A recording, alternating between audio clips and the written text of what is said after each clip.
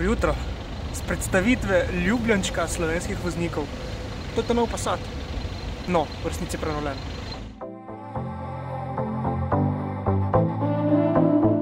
Pri slovenskem uvozniku so postregli s podatkom, da na naših cestah trenutno vozi več kot 40 tisoč Passatov.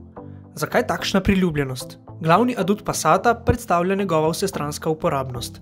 Avtomobil je s svojo prostornostjo primeren za družinske potrebe, s pregovorno zanesljivostjo pa tudi za potrebe flot podjetij. Ne nazadnje Passat potihoma trka na vrata premium segmenta.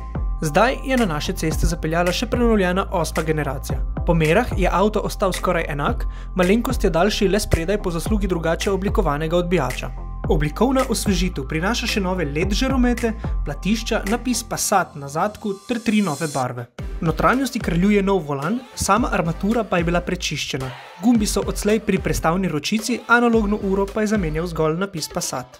Odslej sta na voljo le 2 multimedijska sistema, 8 in 9 palčen, ki sta povezana s spletom in tako nudita najrazličnejše informacije v živo. Nabor motorjev je ostal domala enak.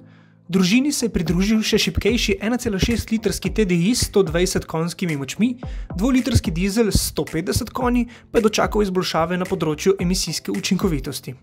Prenovljeni Passat je na voljo v 4 različnih izvedbah, cena vstopnega modela pa znaša 25 600 evrov. Slovenski uvoznik želi v polnem koledarskem letu prodati 1200 vozil, domači kupci pa naj bi še naprej v večini posegali po karavanih z dizelskimi motorji. Več na avtoportret.si.